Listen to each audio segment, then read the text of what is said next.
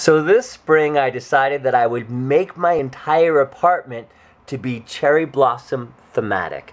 This is a piece of artwork that hangs on the wall. These are the Yoshino cherry trees that surround the tidal basin in Washington, D.C. underneath moonlight. And I brought the whole idea of just welcoming in spring after a long gray winter into my home. Now I'll show you how I did this, because this is done actually with the lights off. Now when some folks come and visit, they're like, "Oh wow, your Christmas lights, they look nice. You know, you have them still up." But they're actually pink cherry blossom lights on an actual pink cord. And these are actual 5-petal cherry blossom light up branches. Now over here, that's actually not a cherry blossom tree, but if you look at it from afar, you can see how it blends in.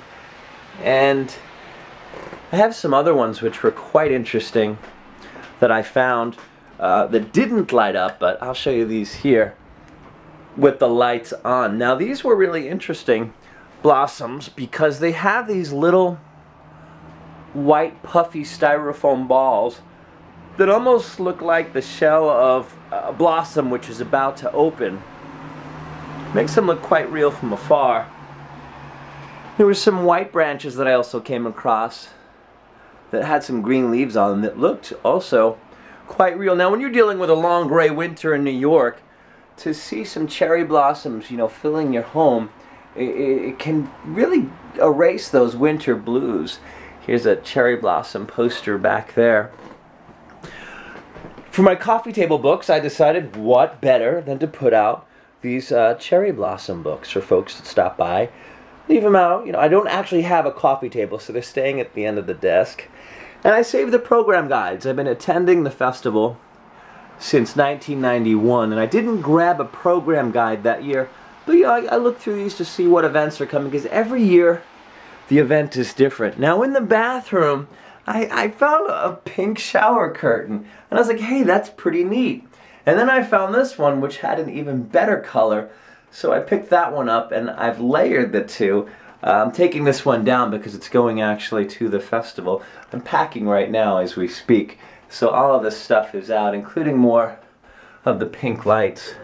The lights are not restricted though just to that room. I have some more here alongside of some spring branches, and you could see that they are. I found these in the Art Deco area of South Beach, Miami, and I really haven't seen them elsewhere, but they really work great to just say spring is here.